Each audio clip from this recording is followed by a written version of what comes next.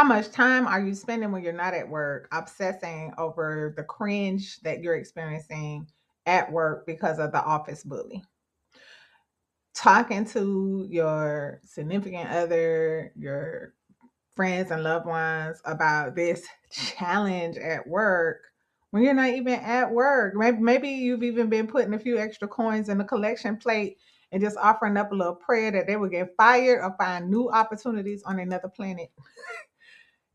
Maybe even you've been thinking about getting HR or your employee relations involved in the beef that's going on between the two of you.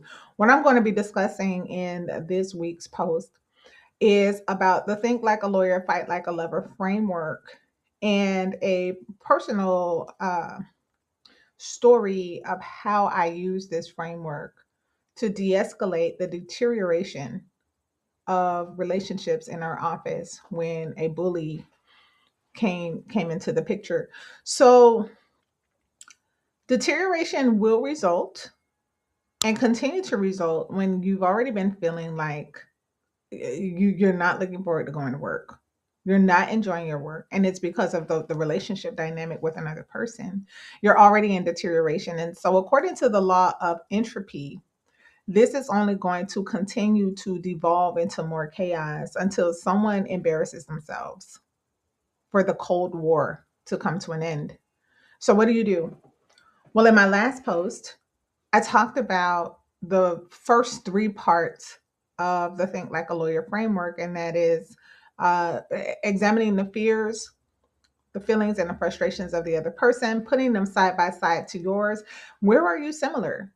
What are your biggest differences? This discovery is absolutely necessary because, as Stephen Covey discusses in his book, The 7 Habits of Highly Effective People, empathic communication is the highest form of communication. And it doesn't mean that you have to like your bully. It doesn't even mean you have to care about their feelings, but you do need to understand. Because what you come to understand about the bully will help you to develop a win win strategy. Why win win? What the modern legal system here in the United States should have taught all of us is that getting the courts involved to declare a winner and a loser, it kills the future relationship.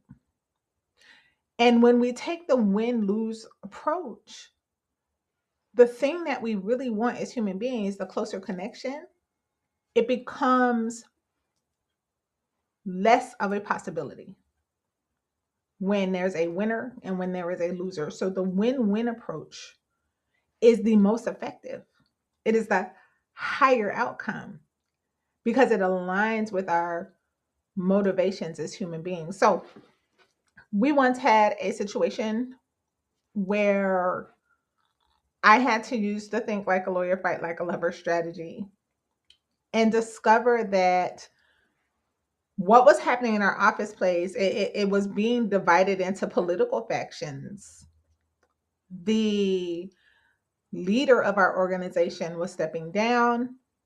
It was creating a vacancy, and the person who was preparing to take on that role and the favored to take on that role was not secure that he was going to be able to just slam dunk and get the job.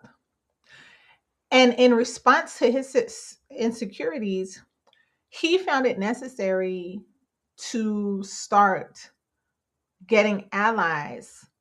This became very disruptive to the workplace culture because we no longer felt like a collegiate environment. We now felt like their team and their team.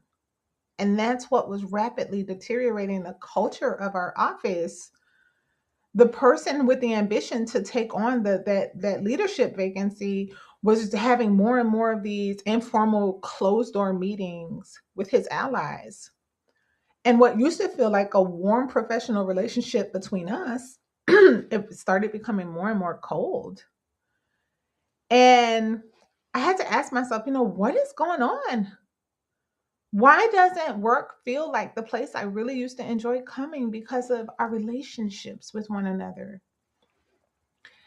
And I recognize that the ambitious one trying to rise to the throne was afraid. For some reason, he was afraid and insecure about his opportunity to seize that vacancy.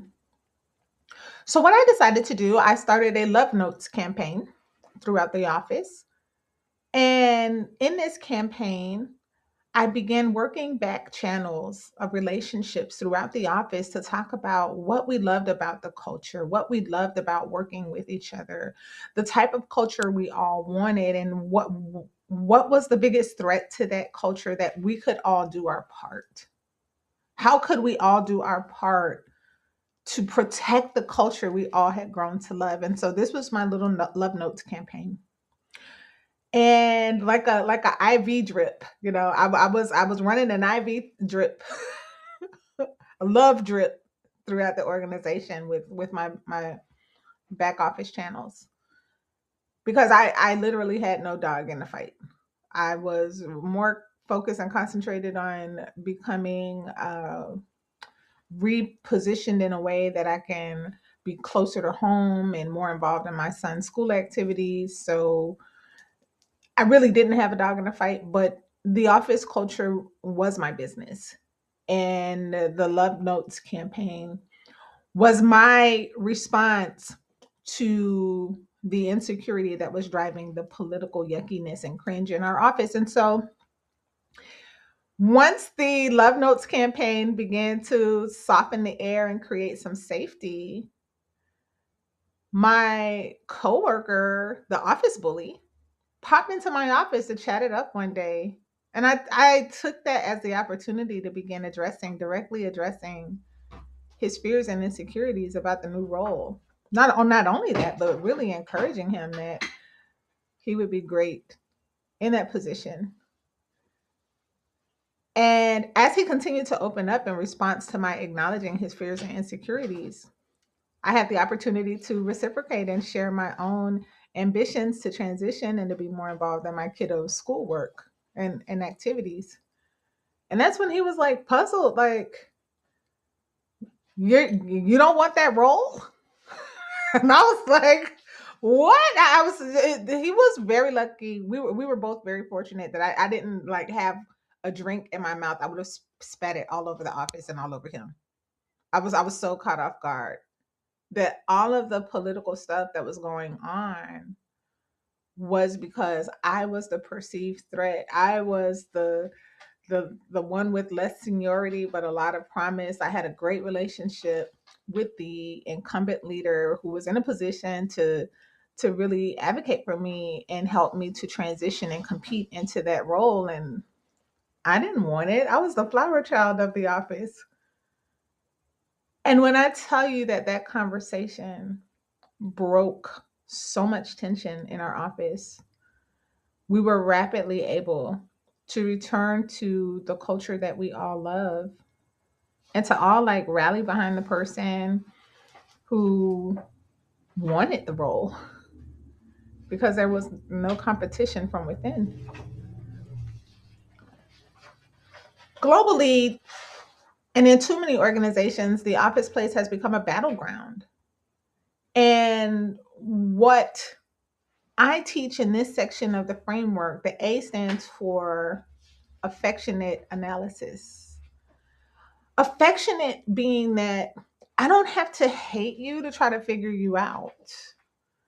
And I love the opportunity to bring peace into a situation because ultimately that's what we want as human beings. Right now, as we speak, the world is in war.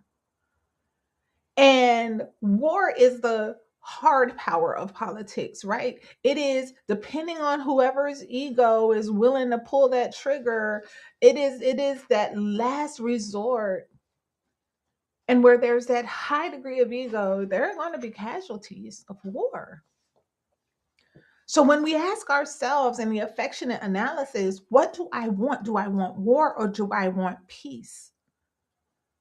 then in looking at and understanding empathically, not being weak, empathy is not weak. It is just like the soft power that has created sustainable peace accords through between nations. Decades long peace have been sustained not by hard power, but by soft power, empathic communication. When we look at empathy as the real strength that it is, and we realize that we don't have to fight fire with fire. I had every opportunity to use my influence to take down the bully in our situation. But what was at risk? What was at risk was all of the casualties of war in a destroyed culture. And is that what any of us really want? Do any of us want to spend most of our waking hours in a work environment where we feel like we have to look over our shoulders, document every slight, and spend more time saving emails than we do enjoying the work that we do? How is that being human? And it's the affectionate analysis that is the prerequisite before we get to the final element of the framework, which is C. That is the conclusion. That is the win-win that protects the future relationship. So while it may look like the weaker approach, it may look like you're not fighting for yourself, it may look like you're taking an L, like the young folks say, the strategy is the relationship beyond today's battle. Let's not use our human resources or our employee relations or whatever it's called at your organization. Let's not allow the use of that department to replace our humanity. Because let's face it, when you get human resources or employee relations involved, it is really just signaling to them the company may have a legal problem. And it's either the person who's reporting it or the person that they're reporting. That's the legal problem. We need to protect the organization. And unfortunately, whenever you go legal, everyone is going to start protecting themselves and things just only get tense and go downhill. So what type of future relationship do you want? And what can you do from an affectionate analysis? You don't ever have to be friends with the bully, mind you. But from an affectionate analysis for the preservation of a future relationship where we are building bridges and not burning them, how can you develop a strategy to get to the end game of a win-win using think like a lawyer, fight like a lever? Because my challenge to you is this type of legal thinking and this framework, when you add lots of love to it, can only lead to a win.